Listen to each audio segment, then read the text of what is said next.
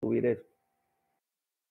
Amados hermanos, estamos viendo lo que estas dos últimas partes de nuestra clase, el sermón y las divisiones. Y estamos hablando, oiga lo que le voy a decir, un púlpito desordenado homiléticamente da como consecuencia una congregación desordenada.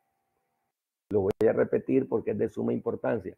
Donde no hay sermones homiléticamente ordenados, traerá como consecuencia un desorden en el liderazgo, en los matrimonios, en la vida de la congregación, porque no hay estructura en el sermón. Por lo tanto, lo más seguro es que no se le va a dar estructura a la congregación.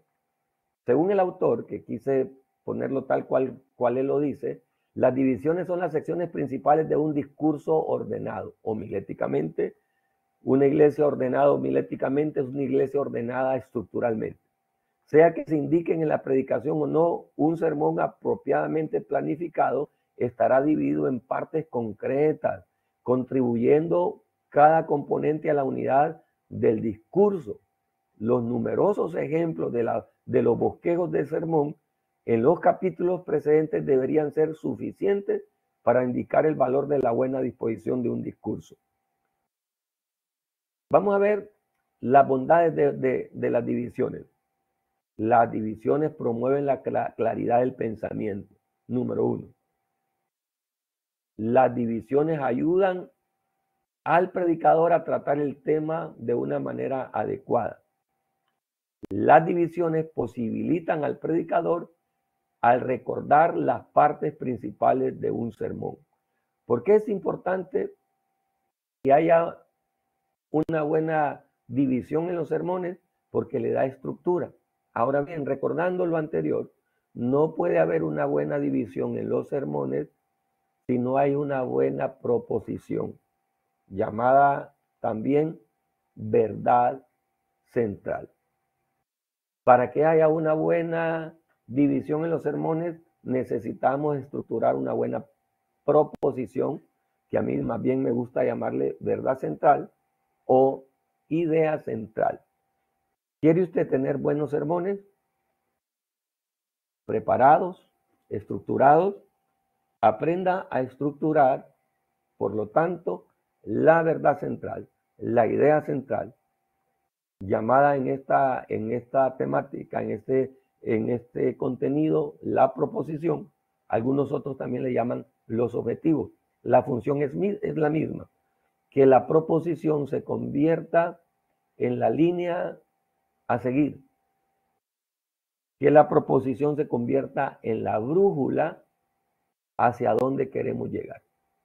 Una vez desarrollando la proposición, por lo tanto, se nos hará más fácil estructurar las divisiones del sermón. Recuerde, una iglesia homiléticamente organizada desde el púlpito dará como consecuencia una congregación estable, fuerte.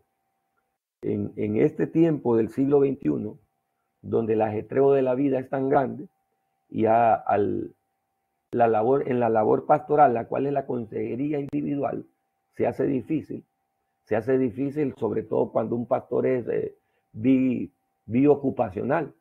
¿Quién es un pastor biocupacional? O una pastora, un ministro biocupacional. Es aquel que juntamente con su labor ministerial también tiene su trabajo secular.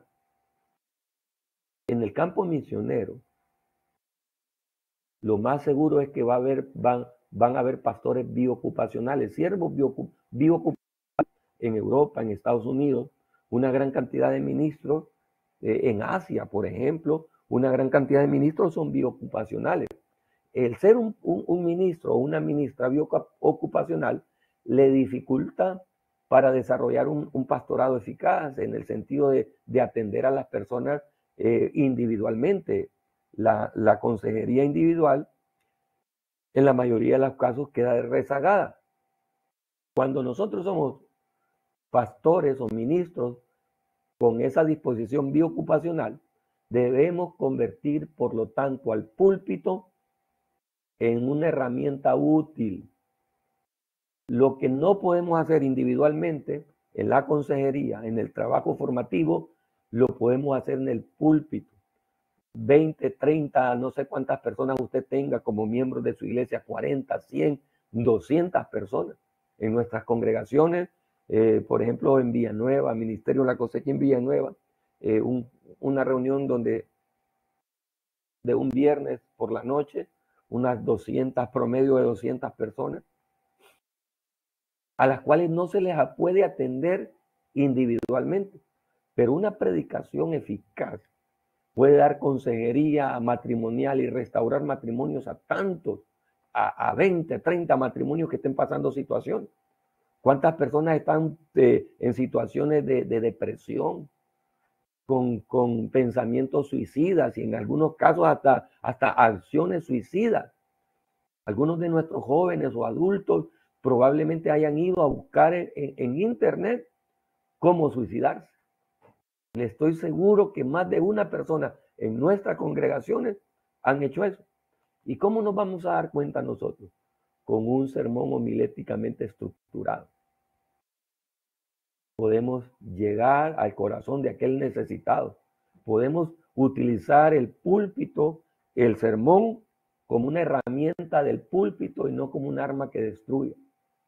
Cuando estructuramos los sermones, cuando le quitamos a lo nuestro, cuando interviene nuestro ego menos, nuestro temperamento menos y la palabra más, entonces ahí convertimos el púlpito en una herramienta eficaz, fuerte.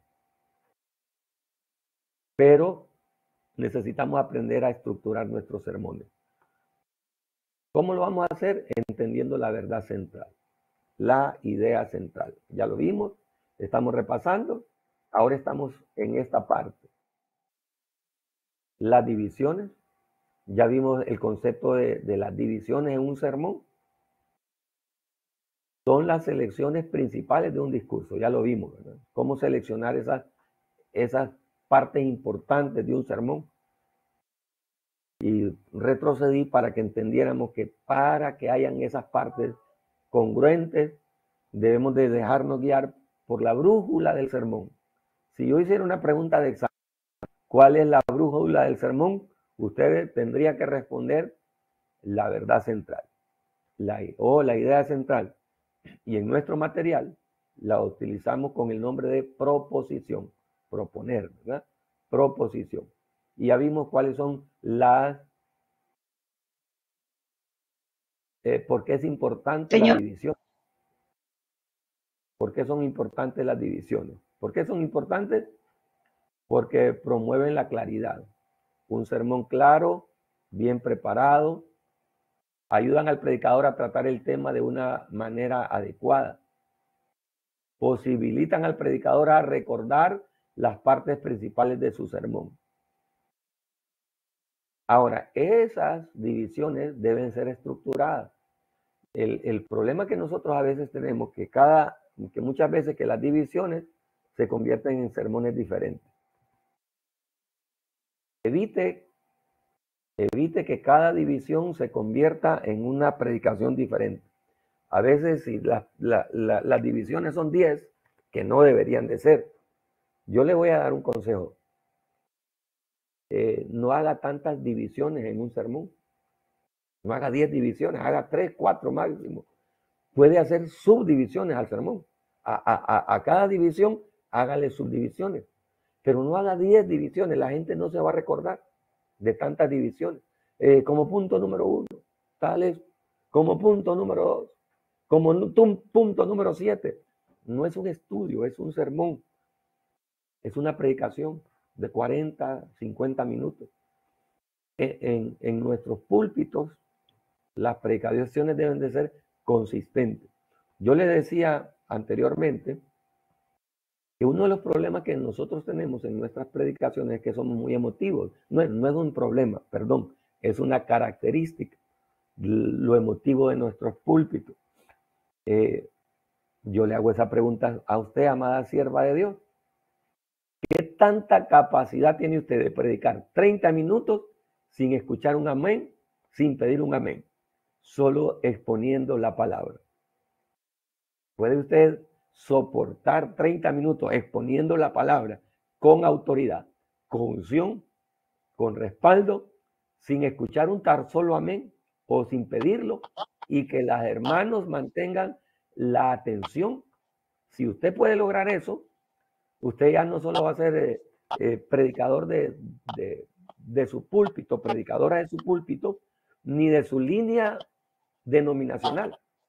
Cuando usted llega a tener la capacidad de predicar un sermón 40 minutos en una línea denominacional diferente a la suya, usted está en el camino de graduarse como predicador, como predicador. Nosotros somos pentecostales. Y en el caso mío, yo estoy seguro que en el caso de ustedes, la hermana Odilia, la hermana Claudia, la hermana Scarlett, la hermana Karen, estoy seguro que somos, en el caso mío, y perdone, y no es así, somos pentecostales hasta la tambora. De amén, de bendito Dios, di a su nombre, póngase de pie, salte, grite con júbilo al Rey eterno. Remolineamos, ¿verdad? Como un torbellino. Amén. ¿Puede usted? ¿Verdad, Pastor Odilia? ¿Qué dice usted? Claro. Como dijo aquella poeta, yo como digo una cosa, digo otra, porque es como todo. Porque hay cosas que tengo o no tengo razón. ¿Entiendes? O sea, no está malo eso, no está malo, pero debemos entender que nosotros estamos en un concepto denominacional y nosotros creemos que ese concepto denominacional en el que nosotros estamos es lo único que existe. Existen hermanos evangélicos de diferentes corrientes que son nuestros hermanos, que tienen diferentes formas de ministrar, que tienen algunas áreas doctrinales diferentes a nosotros. Nuestro modelo de pentecostal al que pertenecemos, por ejemplo, es premilenialista. ¿En qué consiste eso? Que nosotros creemos en el milenio, que Cristo viene en su segunda venida a reinar en el milenio. Pero antes de venir a reinar en el milenio, creemos que hay una tribulación de 7 años y antes de esa tribulación de 7 años hay un rapto pre-tribulacional o arrebatamiento. Esa es nuestra línea. Pero hay otros hermanos que creen otra línea. ¿Podría yo compartir en el púlpito de una iglesia donde no creen esa línea mía? ¿Puedo compartir yo sin llegar a tocar sus situaciones teológicas, doctrinales, secundarias? Porque quiero que sepa que por más importante que sea esa doctrina, es secundaria. La doctrina primaria es Cristo Jesús viene por su iglesia. La doctrina secundaria es cuando viene. ¿Entiende? Él viene. Los católicos lo creen, son amileniaristas. Los reformados creen que Cristo viene, son amileniaristas.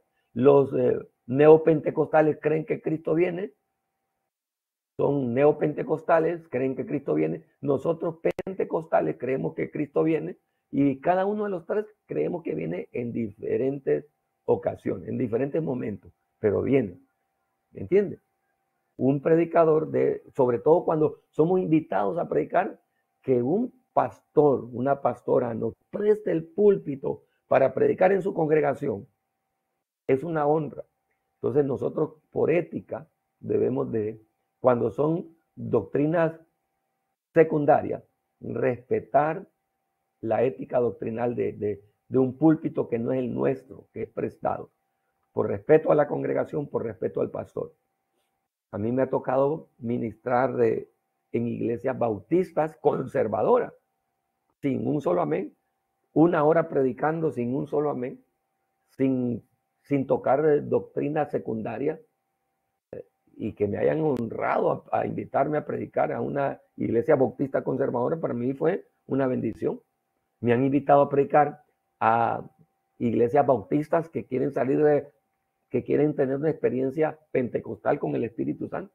a ministrar la unción de la manera, pero porque me lo han pedido nosotros, pastores, en algún momento de nuestra vida cristiana. Pero nosotros debemos aprender a respetar los púlpitos cristianos. Los púlpitos cristianos, el púlpito de nuestra congregación es muy importante, no por el objeto en sí, sino por lo que representa.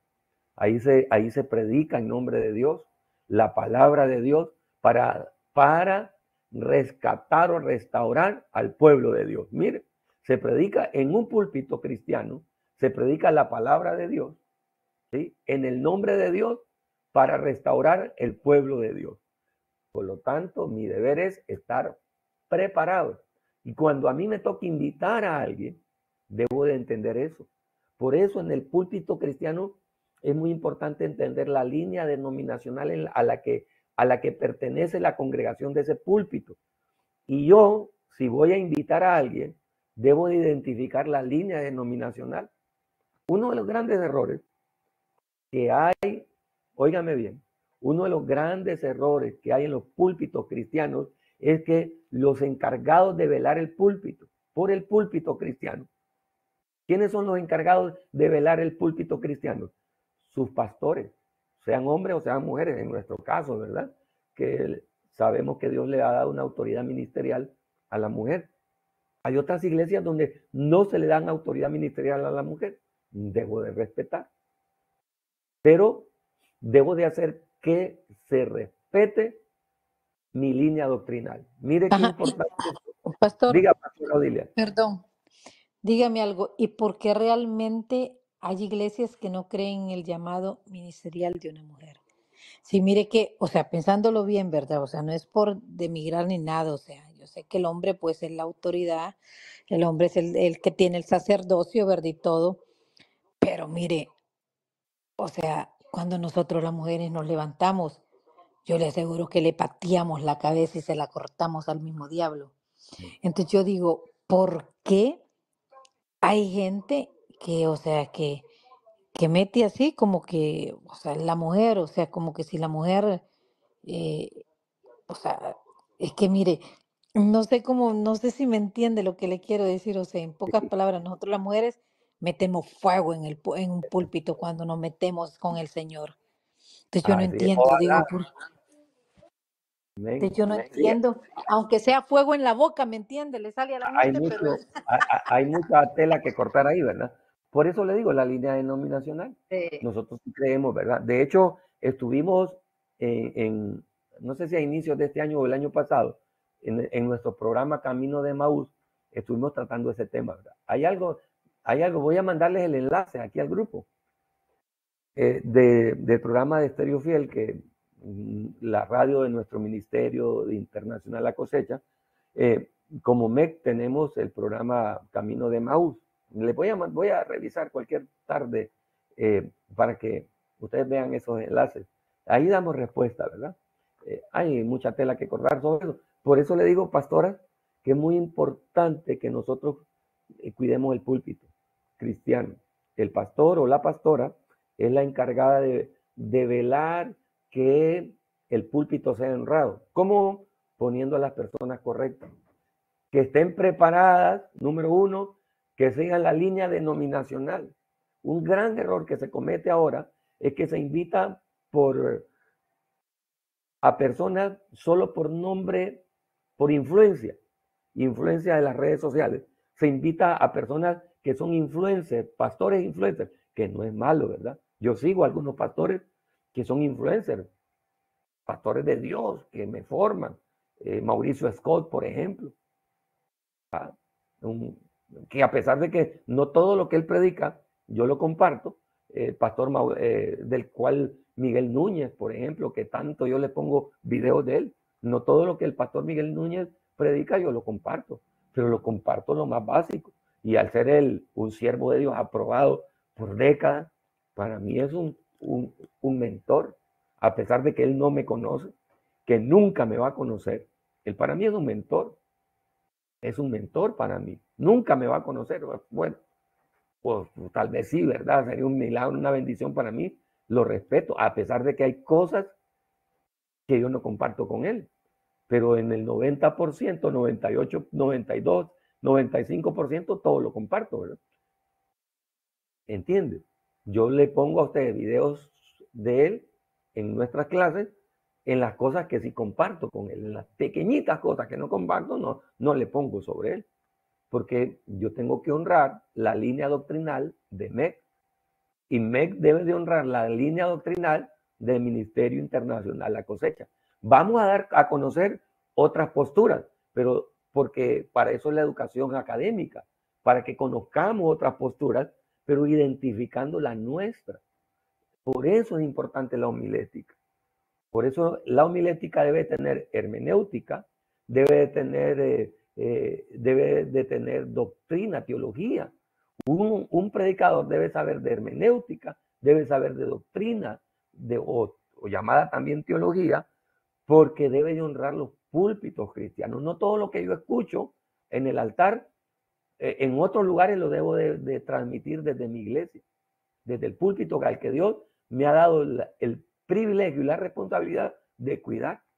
Pastoras amadas, Dios les dio la responsabilidad de un púlpito, no el privilegio, la responsabilidad de cuidar ese púlpito.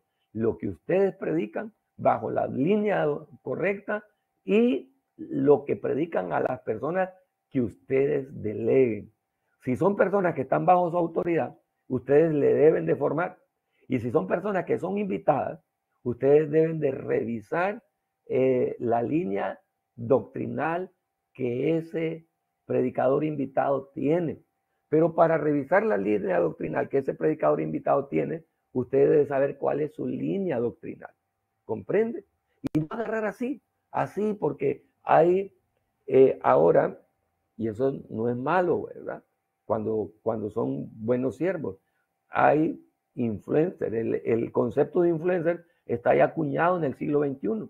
Y hay ministros influencers con una mala teología, una mala doctrina, y como forman espectáculo, forman morbo, nosotros creemos que son las personas adecuadas para nutrir nuestra administración. Debemos de tener mucho cuidado, hermano. Mire qué interesante esto. Todo lo que hablé no está en el material. Así que pongámoslo, y de hecho por eso lo grabé, ¿verdad? Por eso lo grabé. Debemos de entender el valor de las divisiones para la congregación. Las divisiones saben, mire, no hay nada mejor para una congregación que saber de qué se está predicando. Un sermón estructurado identifica a la congregación. Cuando la congregación está siguiendo el reloj para ver qué hora es, o viendo el celular, cuánto ha predicado, cuándo va a aterrizar, es porque no hay sermones estructurados. Y hay que tener divisiones principales, divisiones secundarias. ¿Cuáles son las cualidades que debe de tener un sermón con un buen desarrollo? Unidad, proporción, progresión, brevedad, claridad, vitalidad. ¿Qué significa vitalidad? Darle vida, variedad. Esto es según el material que estamos utilizando, ¿verdad? Bueno, vamos a continuar. ¿Qué fuentes deben elegirse para un sermón? Para una predicación, un sermón, para el desarrollo. ¿Qué tipo de material se debe de elegir? La fuente primaria. ¿Cuál es la fuente primaria? Y es la Biblia, ¿verdad? La Biblia. Es la primera y gran fuente, la Biblia. Y fuentes secundarias, también algunas del material para ponerlas. Algunas son del material, otras las puse yo, eliminé algunas del material. Concordancia bíblica, diccionario bíblico. Experiencias personales, ¿no? Sí, después de elegir experiencias, pero la base principal es la Biblia. Después de elegir bíblicamente su sermón, puede ayudarse con concordancia, con diccionarios, con experiencias personales, con la problemática actual. Ahora, una pregunta de ética, para que usted me la responda. Oh, hermana Odí, pastora Claudia, pastor Scarlett o cualquiera de las hermanas, una pregunta con ética. ¿Qué cree usted? ¿Es correcto? Y se la hago porque alguien me la hizo hace poco. ¿Es correcto que un predicador saque los sermones para predicar en su congregación del internet, cuáles son y solo predicarlos? ¿Es correcto? No. No es correcto. Bueno, yo No quiero porque, decirle que no porque entonces quien se lleve el mérito es el internet, no el Espíritu Santo. Porque los amén. sermones tienen que ser inspirados pues por el Sí, Señor, por el Espíritu de Dios. De me lo parece contrario, bien. todo es seco. Me parece bien. Hermana Odilia, hermana Lisette, perdón, que mire que iba a hablar. Hermana Lisette, ¿qué opina usted?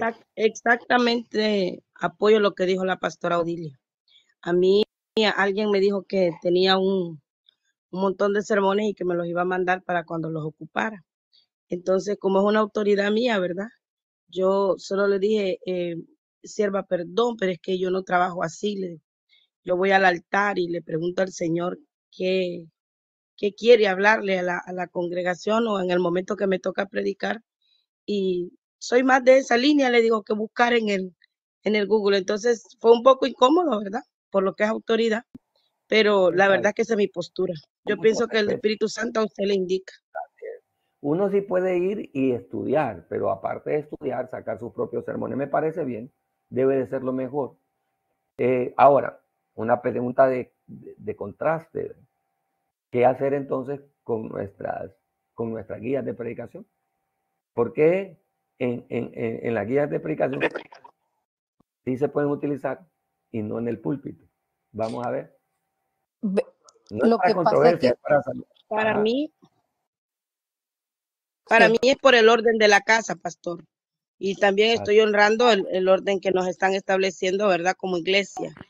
Eso es lo que hago. Yo puedo buscar aparte cuando soy invitada en alguna otra reunión, pero en así, Penieles y en la iglesia ya tenemos un orden establecido y conforme a eso nos guiamos. correcto. Les felicito, contestaron bien. Yo creo que esa es la línea. En nuestro grupo familiar, nosotros llevamos una guía por varias situaciones. Número uno, por lo que dijo la hermana Lice, ¿verdad? Hay un orden que hay que cumplir, hay un orden que hay que cumplir. Número dos, no todos nuestros líderes están capacitados todavía. Número tres, predicar con la guía nos ayuda a mantener la línea doctrinal. Número cuatro,